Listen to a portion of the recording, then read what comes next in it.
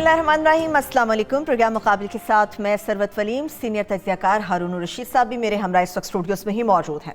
आज के प्रोग्राम मुकाबिल में जब हम बात करेंगे तो जानेंगे कि वज़ीर आज़म पाकिस्तान इमरान खान साहब चंद रोज़ के लिए मुल्क से बाहर क्या गए, पंजाब हो, बलूचिस्तान या फिर KPK, वहाँ पर सर जंग अपने उरूज पर पहुँच गए। अगर PTI की बात करूँ तो PTI के अपनों के खिलाफ शिकायतों और इल्ज़ामात की बौछार करने लगे हैं। ओवरऑल तमाम तर चीज़ों पर बात करेंगे, मगर चूंकि पंजाब पर फोकस भी सबसे ज़्यादा होता है तो पंजाब में तहरीके इंसाफ का मुस्तकबिल क्या है। उस्मान बुज़दार के हवाले से मुख्तलिफ किस्म की खबरें आ रही हैं, तो क्या उस्मान बुज़दार पर किसी प्रेशर ग्रुप का उन्हें सामना है कि उनकी कुर्सी के लिए जो मोहलिक साबित हो सकता है। इस पर डिटेल से बात करेंगे, बलूचिस्तान की भी बात करेंगे, KPK की भी बात करेंगे, और सबसे ज़्यादा इंपॉर्टेंट जो चीज़ है कि जी कड़ा एहतसाब किया जाएगा, किसी करप्ट को नहीं छोड़ा जाएगा।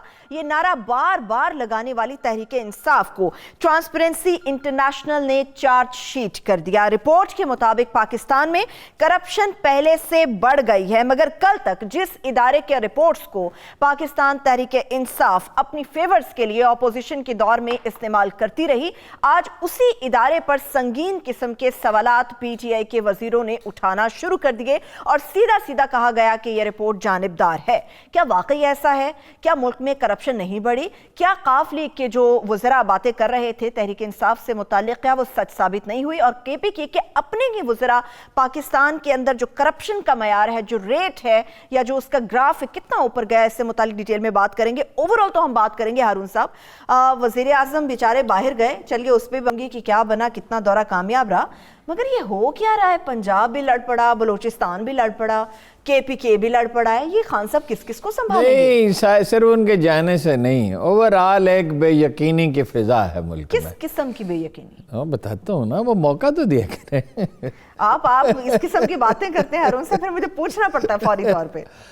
मुल्क भर में बेयकीनी की फिजा है और लड़ाई एक पार्टी और एक सूबे में नहीं हो रही, हर जगह हो रही है। इनसिक्योरिटी आदमी तहफ़्फ़ुज़ का एहसास होता है कि पता नहीं अब क्या होना। जब ये लोग घबरा जाते हैं ना तो वो फिर ग्रुप बनाते हैं। आदमी तहफ़्फ़ुज़ की नफ्सियात ये होती है कि एक दूसरे से जुड़ जाओ, किसी तरह इकट्ठे हो जाओ, कुछ ताकत जमा करो।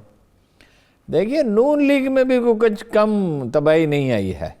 यानी वो मेंबरान उनके क्या कह रहे हैं, मेरी आज बात हुई है कुछ लोगों से कि अयाज सादक और राना तनवीर और ख्वाजा आज़म बराह रास्त ऊपर वालों के साथ, अब आप समझ, फिर या अभी मुझसे ये ना पूछिएगा ऊपर वाले, मैं खामोश हूँ, मैं बिल्कुल खामोश हूँ, ऊपर वालों के साथ राब्ते में है और अरकान की अक्सरियत नाराज़ है और वो कहते हैं कि जब तक मरीम नहीं मैदान में आएगी क्या होगा।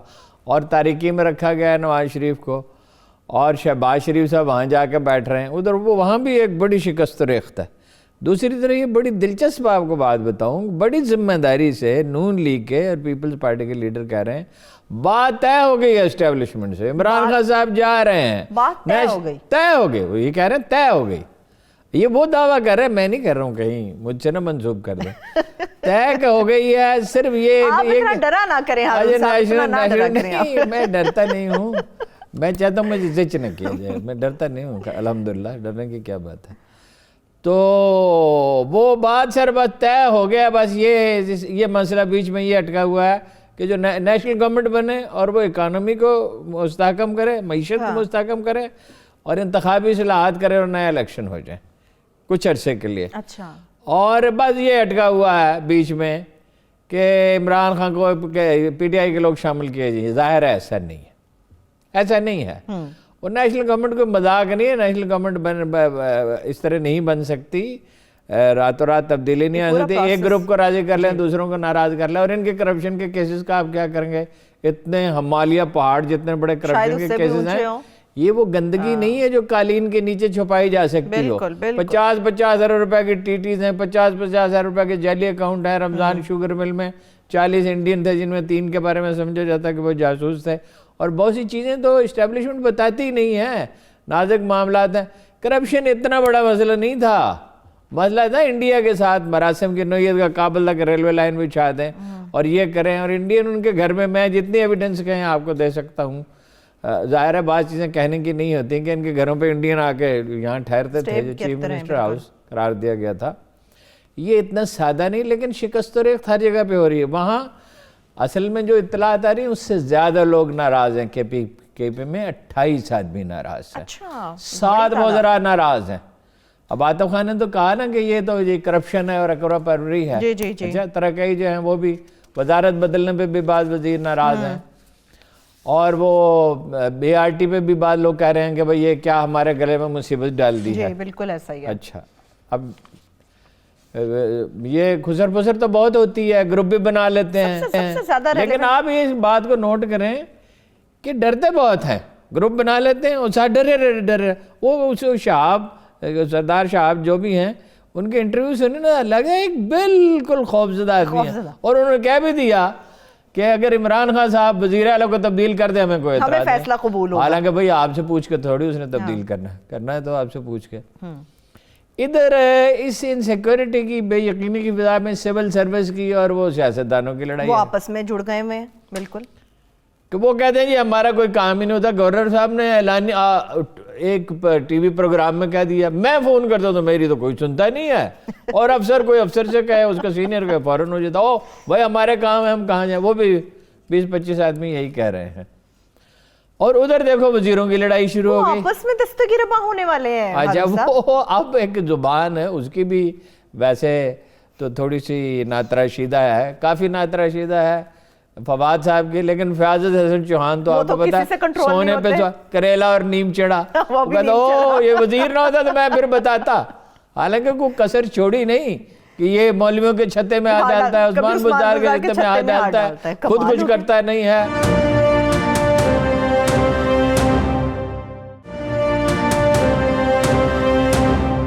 کون سی قصر ہارون صاحب باقی رہ گئی ہے؟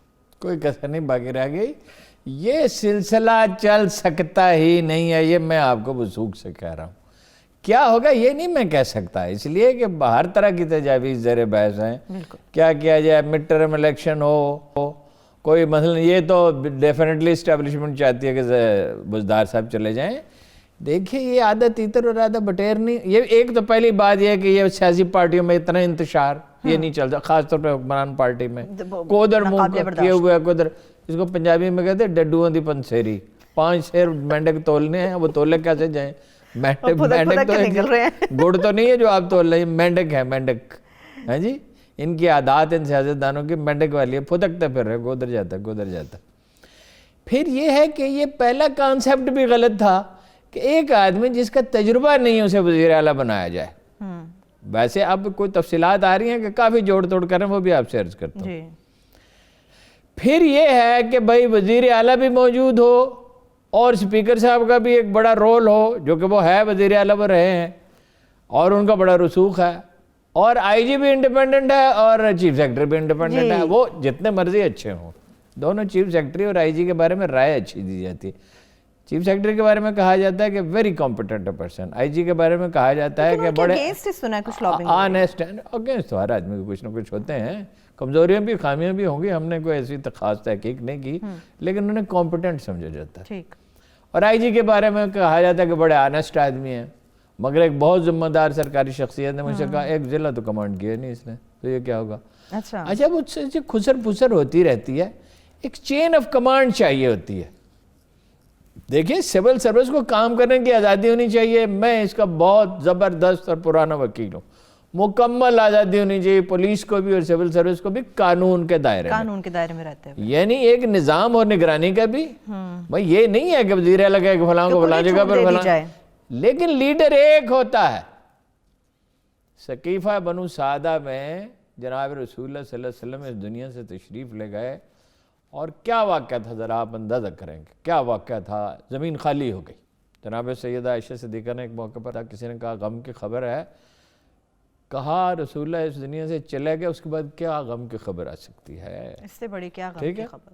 سقیفہ بنو سعدہ میں لوگ جمع ہو گئے، انصار، اور وہ انصار فطری طور پہ یہ سمجھتے تھے، رسول اللہ نے ان کے حق میں وصیت بھی کی تھی کہ ان کا خیال رکھا جائے، یہ وقت گزرنے کے ساتھ تعداد میں گھٹتے جائیں گے، چھوٹی سی آبادی ہے اور یہ بکھر جائیں گے، تھوڑے سے رہ جائیں گے، ان کا خیال، انہوں نے بڑی میزبانی رسول اللہ کے شرف حاصل کیا تھا، بڑی قربانیاں دی تھی، تو نیچرلی یہ سمجھتے تھے کہ ہمارا شہر ہے، ہم لوگ ہیں، ہم حکومت چلائیں گے۔ وہ جمع ہو گئے وہاں کہ بھائی کوئی نظم حکومت کو چھوڑا تو نہیں جا سکتا، کاروبار حکومت کو، تو ادھر سے لوگ گئے بے چینی سے، جس کی بعض اوقات لوگ غلط تشریح کرتے ہیں، تو وہاں پھر جب مباحثہ ہوا کہ انہوں نے یاد دلایا کہ رسول اللہ نے کہا تھا کہ سردار قریش میں سے ہوں گے، کیونکہ لوگ انہی کی قیادت قبول کرتے ہیں.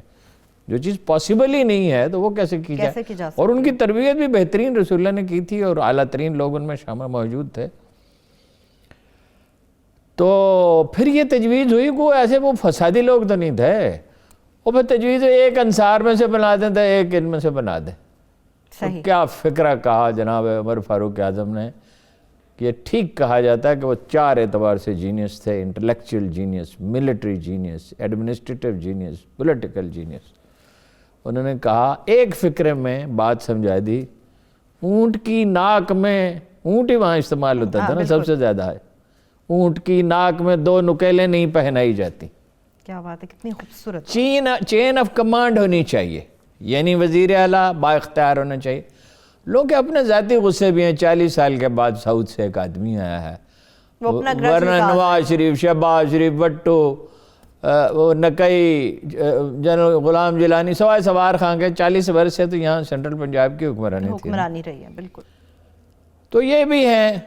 اب انہوں نے ایک گروپ بھی بنا لیا. اچھا، گروپ کی میں بات کروں گی، لیکن آپ نے ہارون صاحب اس سے پہلے عثمان بزدار صاحب کو لگانے کی وجہ کی بات کی. جو خان صاحب کی سٹیٹمنٹس آئی جا رہی ہیں، جس کے اوپر کہا جا رہا ہے کہ تبصرہ بھی کیا جا سکتا ہے کہ عثمان بزدار کو وزیر اعلیٰ پنجاب لگانے کا مقصد یہ تھا، ایک تو شاید خان صاحب کو ان سے زیادہ ایماندار کوئی آدمی نہ ملتا، دوسرا یہ تھا اگر وہ پارٹی سے کوئی بندہ لے کر آتے تو پارٹی کے اندر بھی گروپنگ ہو جاتی. شاید یہ وجوہات. نہیں ایسی بات. میری بات ہوئی ہے جس کمیٹی میں یہ فیصلہ ہوا، ان سے میری بات ہوئی تھی. میں نے تو بعد میں رابطہ منقطع کیا، اور اس کی دوسری وجوہات میں سے یہ بھی ہے کہ ایک آزاد اخبار نویس کو زیادہ حکومت کے ساتھ اتنا گہرا رابطہ نہیں رہا. میرا تو رابطہ تھا، سب لوگ جانتے ہیں. مجھے مشورہ کیا جاتا تھا، لوگ بھول گئے. ٹھیک ہے، میں تو خود نہیں چاہتا کہ اب زیادہ چیزوں میں وہ دخل دوں. انہوں نے کہا ہم نے یہ فیصلہ کیا. وہ آپ کی ایمانداری والی بات پہ تو صرف ایک کہکا ہی لگایا جا سکتا ہے.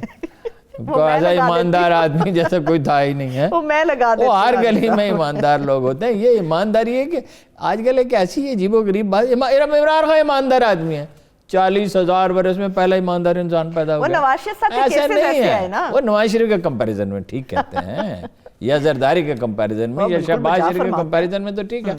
مگر ایمانداری سے ہم باورچی نہیں رکھتے، ڈرائیور نہیں رکھتے. وزیر اعظم تو رہا ہے ایک طرف، اسے کام بھی تو آنا چاہیے نا. ہم تو پالیسیوں پہ تنقید کرتے ہیں نا کہ پالیسیاں ٹھیک نہیں ہیں. یہ تو کوئی چیلنج نہیں کرتا کہ وہ اس نے پیسے بنائے. کبھی جب شوکت خانہ میں خواجہ آصف چیخ رہے تھے تو ہم ہی لوگ دفاع کر رہے تھے کہ یہ نہیں ہو سکتا. وہ شوکت خانہ میں سے پیسے نہیں کھا سکتا، یہ اس کی عادت نہیں ہے، یہ اس کا مزاج ہی نہیں. تو جناب والا گزارش یہ ہے کہ چین آف کمانڈ چاہیے، اس کے بغیر نہیں ہو سکتا. چیزیں کبھی ٹھیک نہیں ہوں گی. ایک نظم اور ترتیب، ایک نظام، ایک سسٹم، ترجیحات. ہزاروں کام نہیں آدمی کر سکتا، کوئی حکمران سینکڑوں بھی نہیں کر سکتا، درجنوں بھی نہیں کر سکتا. 2-4 کام کرنے ہوتے ہیں. انہیں کیا کرنا ہے؟ معیشت کو ڈھپ پہ لانا ہے. جس کی انہیں سمجھ نہیں آ رہی، وہ اپنی جس معاشی ٹیم کی یہ تعریف کرتے ہیں وہ بہت ایوریج لوگ ہیں. جو ایف بی آر ہے کہ رشتہ ہوا ناسور ہے. آدھے پیسے کم از کم وہ کھا جاتے ہیں، آدھے. اور اس سے کھانے کا نتیجہ یہ ہے کہ جب وہ کسی سے 2,000 2 لاکھ یا 2 کروڑ پر رشوت لیں گے تو 20-30 کروڑ اس سے 10 گنا زیادہ ضائع ہو جائے گا. اس کو رعایت دیں گے تو کریں گے نا. اس کی اصلاحات وہ نہیں کر رہے. پروڈکشن بڑھی نہیں رہی ہے، کم ہو رہی ہے. زراعت پہ کوئی توجہ ہی نہیں ہے. پولیس اور عدلیہ کی اصلاحات پہ بھی کوئی توجہ نہیں ہے. تو یا تو خان صاحب آئندہ چند مہینوں میں اپنی ترجیحات درست کریں گے، یا یہ بساط لپیٹ دی جائے گی. لیکن ایک بات یہ جو خوش فہمی ہے نا کہ شہباز شریف کو لا کے سوچ رہے ہیں لوگ بڑے، اور بات کو یقین میں وزیر اعلیٰ بنا دیا جائے گا تو شہباز شریف کیسے چلے گا؟ اس نے تو انتظامی ڈھانچہ ہی پنجاب کا تباہ کر دیا کہ یہ میری مرضی کے 20-30-50 لوگ ہیں، یہ کام کریں گے، باقی جائیں جہنم میں، اور جو میں کہوں گا وہ حرف آخر ہے. ملک سول اداروں کے ذریعے ترقی کرتے ہیں، ایک آدمی کے بل پر نہیں. ایک آدمی نہیں. یہ خان صاحب کو بھی یہ بات سمجھنی چاہیے. وہ کہتے میں نے یہ کیا، کوئی ڈیووس میں بھی انہوں کو موقع ہاتھ سے جانے نہیں دیا اپنی اس پہ بھی بات کریں گے، اس کے بھی بات کریں گے، لیکن ہارون صاحب آپ کہہ رہے ہیں ترجیحات اوورال دورہ ان کا اچھا رہا، میں یہ نہیں کہہ رہا کہ دورہ ان کا چلیے اس دورے میں انہوں نے کاروباری شخصیات سے بھی ملاقات کی ہیں، بڑی امپورٹنٹ قسم کی سٹیٹمنٹس وہاں پر دی ہیں، وہ بھی میں آپ سے پوچھوں گی، لیکن جو آپ کہہ رہے ہیں ترجیحات طے کرنے کے لیے چند مہینے ہیں، کیا وقت ہے خان صاحب کے پاس کہ ترجیحات اب اس وقت پر آ کر اپنی طے کریں؟ دیکھیے جب اللہ تعالیٰ کسی کو مہلت دیتا ہے نا، یہ بڑا بیسک رول ہے، اس کا مطلب یہ ہے کہ وہ مہلت حقیقی ہے، وہ موجود ہے۔ یہ نہیں ہوتا کہ بھئی یہ ابھی 2-3 مہینے ہیں، اس کے بعد ان کے بس ہاتھ لپیٹ دے۔ یہ وقت اللہ دیتا کس لیے کسی کو؟ ہمارے ترجیح میں دنیا کی ہر چیز ہوتی ہے، قدرت کے قوانین نہیں ہوتے، بس اللہ نہیں ہوتا۔ بھائی ان کو مہلت ملی ہوئی ہے، اس میں وہ اپنی ترجیحات ٹھیک کریں۔ میں نے پچھلی دفعہ بھی آپ سے عرض کیا تھا، جو لوگ آج کل ان کے زیادہ تر مشیر ہیں، ان سے ہٹ کر کچھ لوگوں سے بات کریں کہ یہ ضروری کرنے کے کام ہے۔ کرنے کے کیا کام ہے؟ کوئی معجزہ نہیں، کوئی کرامت نہیں، کوئی انقلاب نہیں، تدریجی طور پر بتدریج یہ کیا جائے گا، FBR میں یہ اصلاحات ہوں گی، ٹھیک ہے؟ زراعت میں یہ کیا جائے گا۔ ارے بھائی زراعت میں تو 1 سال میں رزلٹ نکل آتا ہے، باقی چیزوں میں تو وقت انڈسٹریلائزیشن ضروری ہے، اس کا کیا طریق ہوگا؟ کوئی 150, 200, 300 روپیہ تو سمال انڈسٹری کو دیں آسان شرائط پہ، وہ 2 لاکھ پہ بھی وہاں تو جاب کریٹ ہو جاتی ہے، بڑی انڈسٹری میں تو 5 لاکھ پہ کم از کم جاب کریٹ ہوتی ہے۔ چلیے میں بریک کی طرف جا رہی ہوں ہارون صاحب، ٹھیک ہے، ابھی بریک کی طرف بڑھ رہے ہیں، جب بریک سے واپس آئیں گے بلوچستان میں جو اختلافات ہیں اس کے اوپر بھی بات ہوگی، اور KPK پنجاب کے اندر تو گروپ بندی ہو رہی ہے جس کے حوالے سے چھوٹی سی بریک سے واپس آئیں گے، ہارون صاحب کا تجزیہ لیں گے۔ اب ناراض اراکین کو منانے کے لیے کیا حکمت عملی طے کی جائے گی، کیا طریقہ کار ہوگا، اور KPK کے اندر جو اختلافات کی گروہ بندی کی خبریں ہیں اس سے متعلق کیا انیشیٹو لیا جائے گا، اور اسمبلی فلور کے اوپر جس قسم کی زبان اب وزراء استعمال کرنے لگے ہیں، وہ چاہے نون لیگ کے خلاف استعمال کی جا رہی ہو یا پھر تحریک انصاف کے خلاف، اس سے متعلق بھی ڈیٹیل میں بات کریں گے۔ Stay with us.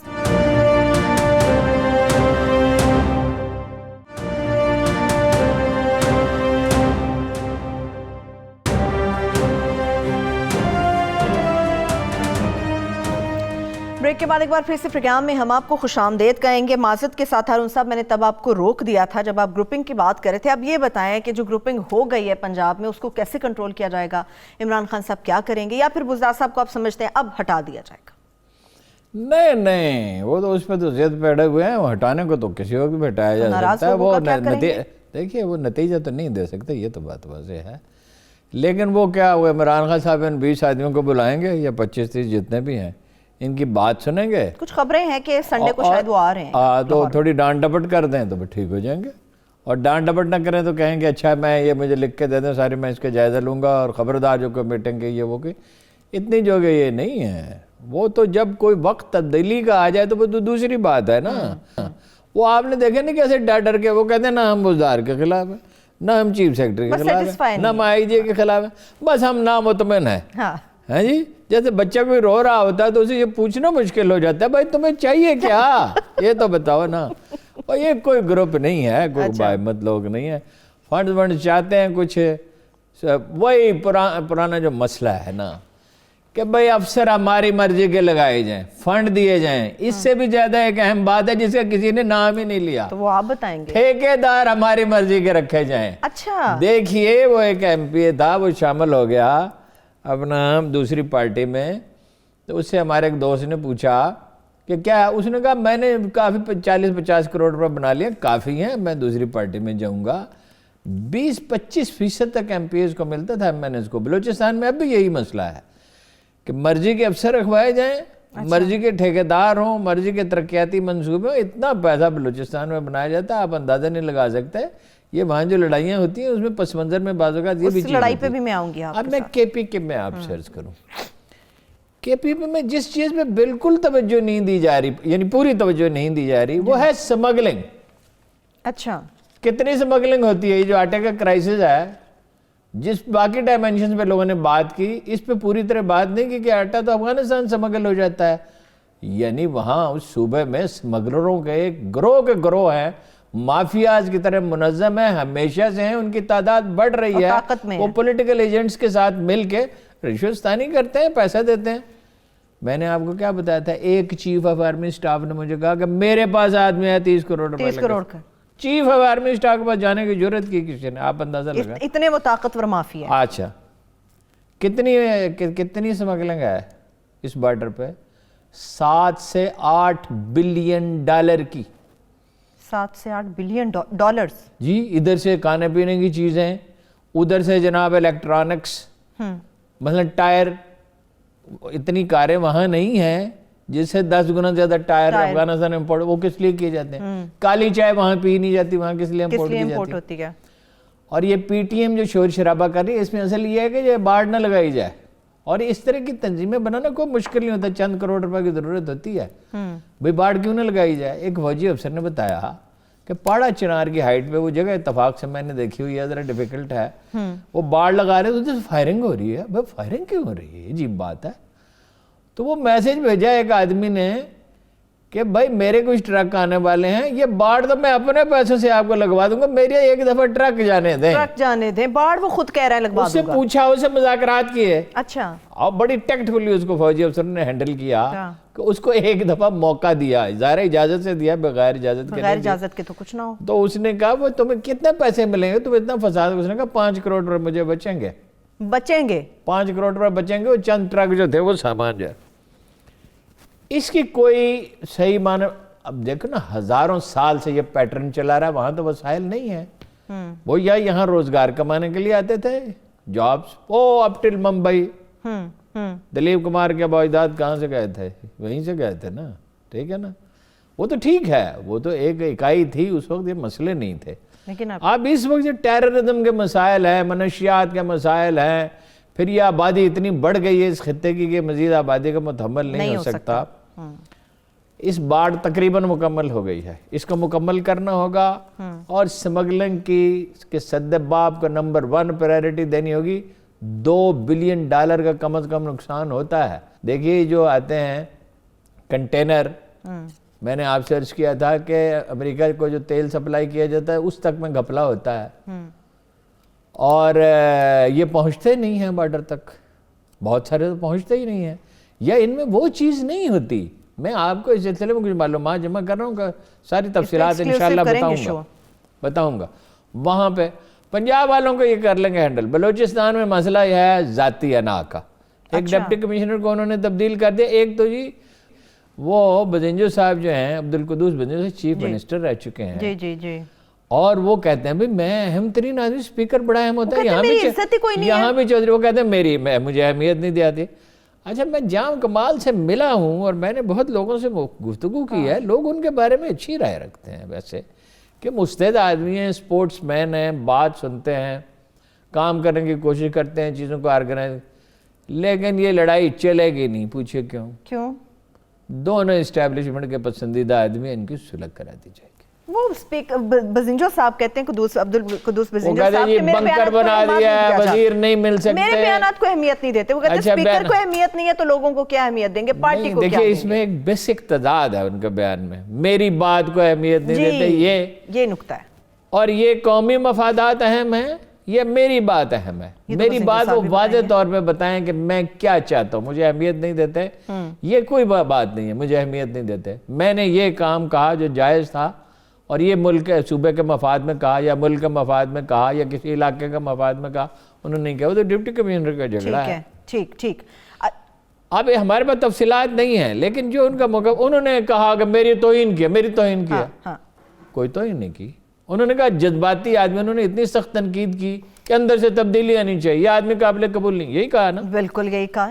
انہوں نے کہا اس کے مقابلے میں جام کمال نے یہ کہا کہ وہ جذباتی آدمی ہیں, جذباتی باتیں کرتے ہیں, میں اسے زیادہ اہمیت نہیں دیتا.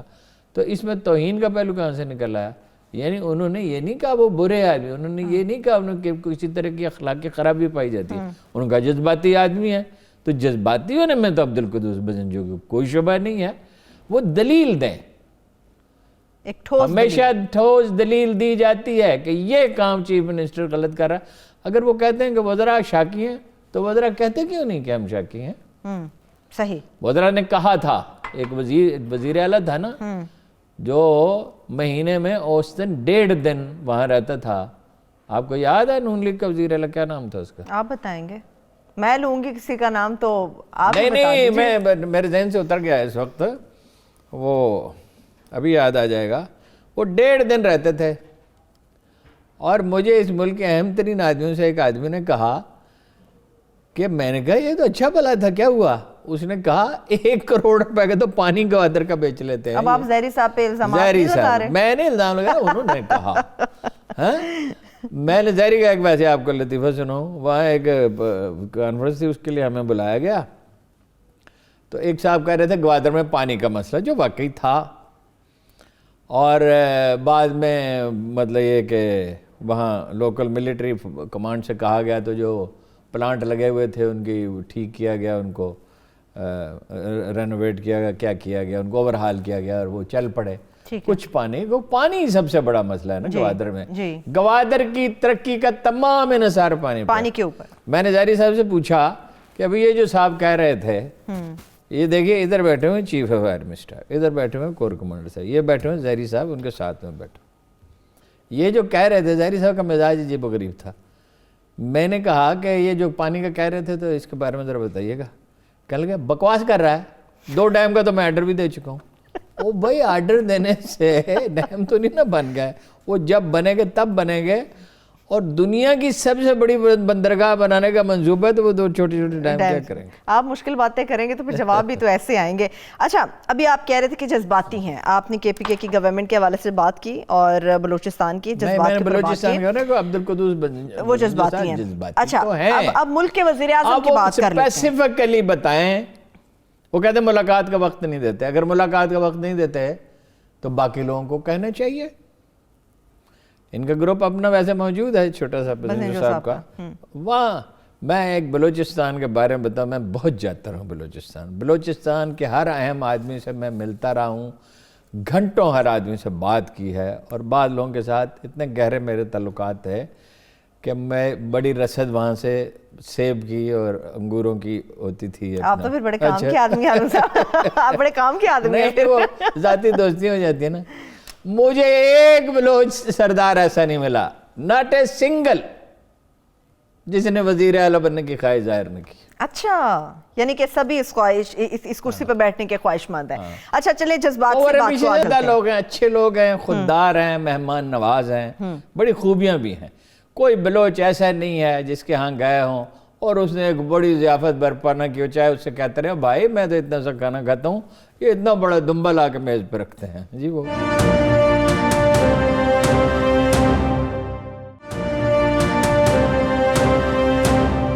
بریک کے بعد ایک بار پھر سے پروگرام میں ہم آپ کو خوش آمدید کہیں گے. وزیر اعظم کی سٹیٹمنٹ سے متعلق اس سے پہلے بات چل رہی تھی. ہارون صاحب، ٹرانسپیرنسی انٹرنیشنل کی رپورٹ سامنے آئی ہے، اس رپورٹ کو آپ کس طرح سے دیکھ رہے ہیں؟ پھر اس کے بعد تجزیے کی طرف بڑھتے ہیں. دیکھیے، اس سے پہلے 2 باتیں آپ سرچ کر دو. پاکستان کے لیے جو عظیم اپرچونٹیز پیدا ہو رہی ہیں اس میں ایک یہ ہے دہشت گردی کا خاتمہ ہو گیا ہے تقریباً. یعنی اکا دکا واقعات ہوتے رہیں گے. اتنی بڑی سرحد ہے اور اتنے عجیب و غریب دشمن سے ہمارا واسطہ ہے. اور ظاہر ہے وہاں جو افغانستان کی اشرافیہ وہ سو کارڈ جو نئی پیدا ہوئی ہے وہ افغان طالبان کے ساتھ امریکہ کے معاہدے کو قبول نہیں کرے گی. وہ ظاہر ہے انڈیا کے ساتھ مل کے شرارت کرے گی تو بلیک میلنگ کر کے کچھ حاصل کرنے کی کوشش کرے گی. لیکن اس کے باوجود برطانوی حکومت نے جو ایڈوائزری جاری کی ہے اس میں نام لے کے کہا کہ پاکستان کے شمالی علاقے بے حد محفوظ ہیں اور وہاں جائیں سیر کریں. اور سفیر نے خود کہا، ٹیلی ویژن پہ آ کے کہا، وضاحت کی کہ یہ بہت بڑا یہ واقعہ ہے. برٹش ایئر ویز نے آپ کو پتہ ہے اس سے پہلے ہی اپنی پروازیں شروع کر چکی. بالکل. ایک یہ ہے بہت بڑی خوشخبری پاکستانیوں کے لیے جس سے شاید ہمیں آغاز کرنا چاہیے تھا، میرے ذہن سے اتر گیا. FATF 75% دنیا کے جو اخبارات ہیں وہ کہہ رہے ہیں کہ پاکستان پہ پابندیاں ختم ہونے والی. یعنی دیکھیں سرمایہ کاری پاکستان گرے لسٹ سے وائٹ لسٹ میں سفید میں چلا جائے گا. اور شکوک و شبہات انڈیا کی جو الزامات ہے بیجنگ میں بہت بری طرح ان ملکوں نے مسترد کیے جو اس سے پہلے اس کا ساتھ دیتے تھے. یہ بہت بڑی ایک انقلابی تبدیلی انشاءاللہ متوقع ہے اور جلد متوقع ہے. زیادہ سے زیادہ یہ ہو سکتا ہے کہ وہ چند چیزوں کے بارے میں کہیں کہ اس میں ابھی ہمیں اطمینان نہیں ہوا. اس سے زیادہ کا خطرہ نہیں. پاکستان اس سے نکل جائے گا. یہ عمران حکومت نے بڑا کام کیا ہے اور اس میں اسٹیبلشمنٹ نے بھی مدد کیا. یہ بڑی مبارکباد کی بات ہے, ان کو اس کی تعریف کی جانی چاہیے اور دل کھول کے کی جانی چاہیے. بالکل ایسا ہی. یہ نئے مواقع ہمارے لیے پیدا ہو رہے ہیں, ہمیں اس سے فائدہ اٹھانا چاہیے. اب آپ نے جو سوال کیا تھا ٹرانسپیرنسی انٹرنیشنل کی رپورٹ سے متعلق, دیکھیے ٹرانسپیرنسی انٹرنیشنل کی رپورٹ پہ دو بالکل غلط نقطہ نظر پیش کیے جا رہے ہیں. ایک تو یہ کیا جا رہا ہے وہ بہت کرپشن بڑھ گئی, تباہی آ گئی. جناب والا اس رپورٹ میں لکھا ہوا ہے کہ ساری دنیا میں کرپشن بڑھی ہے. چین اور بنگلہ دیش جیسے ملکوں کے اس میں نام ہے, جواز تو نہیں دیا جا سکتا ہارون صاحب. کینیڈا میں نہیں, جواز نہیں ہے. کرپشن بڑی ہے, اتنی نہیں بڑی ہے, وہ 3 درجے نہیں ہے, 1 درجے بڑی ہے. یہ غلط انٹرپریٹیشن کی جا رہی ہے.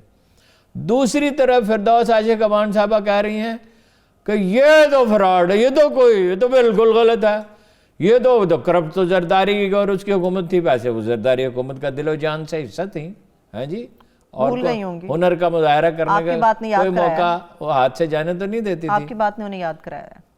ٹھیک ہے, گزارش یہ ہے کہ کرپشن یہ نہیں کہہ رہا کوئی عمران خان کر رہا ہے, کوئی یہ نہیں کہہ رہا کہ وزیر اعلیٰ اربوں روپے کما رہے ہیں. اور یہ بھی لوگ بھول جاتے ہیں کہ سندھ کی حکومت بھی یہی ہے, اور بلوچستان میں جو پیٹرن ہے وہ ایم پی ایز کو پیسے دینے کا, اس میں بہت کرپشن ہوتی ہے, اور سرکاری دفاتر میں کرپشن ہوتی ہے. پولیس تو اسی طرح پیسے لے رہی ہے نا, خاص طور پہ اب تو جب ریاست کی رٹ کمزور ہو جائے, انتشار ہو, عدم تحفظ ہو, چین آف کمانڈ نہ ہو, وزیر اعلیٰ کا کوئی روب نہ ہو, اور کوئی اکاؤنٹیبلٹی نہ. ویسے انہوں نے نیب کی تعریف کی ہے کہ نیب نے اپنا کام بحثیت مجموعی ٹھیک کیا ہے, اس میں ہم نقص بھی نکالتے رہتے ہیں, لیکن بحثیت مجموعی ٹھیک ہے. بھائی دفاتر میں کرپشن ہو رہی ہے, کاروبار کرنے کی آزادی نہیں. یہ تو کل کا واقعہ ہے, ایک صاحب کے پاس گیا میں صنعتکار کے پاس, انہوں نے کہا یہ 10 کروڑ روپے کی زمین تھی ڈی سی ریٹ پہ گلبرگ میں, میں نے 20 کروڑ پہ رجسٹری کرائی. میں نے کہا نہیں, جو جس پہ میں نے خریدی میں اس پہ کراؤں گا تاکہ کل کوئی اعتراض نہ ہو. ہر طرح کے دنیا میں لوگ ہوتے ہیں, بعض لوگ بہت شفاف رہنا چاہتے ہیں, بہت محتاط. وہ کل کا مجھے 5 سال کے بعد نوٹس آ گیا ہے کہ آپ نے تو ٹیکس دیا ہی نہیں ہے, آپ نے ایل ڈی اے کو کیوں ٹیکس دیا, آپ نے تو رجسٹرار کو دینا تھا. ارے بھائی یہ کیا مسئلہ ہے, آپ ایل ڈی اے سے وصول کر لیں. اور کل ہی کا واقعہ مجھے پتا چلا کہ ایک صنعتکار اپنا کاروبار لپیٹ کے جا رہا ہے. سول سروس, یہ سرکاری افسر محکمے تنگ کرتے ہیں لوگوں کو. یہ کہہ رہی ہے ایمنسٹی انٹرنیشنل یہ نہیں کہہ رہی ہے کہ عمران خان کرپٹ ہے, یہ نہیں کہہ رہی. پی ٹی آئی کے وزیر کیوں سمجھتے ہیں کہ یہ خان صاحب کو ٹارگٹ کر رہے ہیں؟ پھر ایسے وزیر موجود ہیں, وزیر صحت پہ الزام ہے 5 ارب روپے کا جس کو عمران خان صاحب نے نکالا, الزام ہے, اس کی تحقیقات کیوں نہیں کی جاتی؟ یا تو کہہ دیا جائے کہ انہوں نے کہا. خسرو بختیار پہ الزام ہے, اس نے شوگر ملیں لگائی ہیں اور وہ پیسہ اس کا کوئی سورس نہیں بتا سکتا. 20 دفعہ ہم پوچھ چکے ہیں, نیب والے کوئی جواب نہیں دیتے. BRT منصوبہ ہے, ایک تو چند منصوبوں میں ہے اور چند وزراء کے بارے میں ہے, ٹھیک ہے, کوئی وزیر اعظم کو نہیں کہہ رہا آپ کرپٹ ہیں یا آپ کر رہے ہیں, یہ نہیں کہہ رہا کوئی کہ نواز شریف پہ تو فلمیں بنی, BBC نے فلمیں بنائی, 900 آرٹیکل ایک سال میں زرداری صاحب کی کرپشن پہ چھپے. مگر کرپشن معاشرے میں بڑھ رہی ہے, سوشل فیبرک ٹوٹ رہا ہے, اخلاقی اقدار کی کوئی پرواہ کرنے والا نہیں, اس لیے کہ قانون کا خوف نہیں ہے نا, سول ادارے مضبوط نہیں ہیں. دونوں نقطہ نظر انتہائی ہیں اور نادرست. ٹھیک ہے, چلیے میں آپ کی باتوں سے 2 سوال نکال لیتی ہوں. ہارون صاحب, آپ نے جو تجزیہ پیش کیا لوگوں کو اس سے بہت ساری چیزیں کلیئر ہو گئیں, مگر اس رپورٹ کے ٹرانسپیرنسی انٹرنیشنل کی رپورٹ کے آنے کے بعد حکومتی وزیر ڈٹ کے دفاع کر رہے ہیں کہ جی خان صاحب کی حکومت نے کرپشن نہیں کی.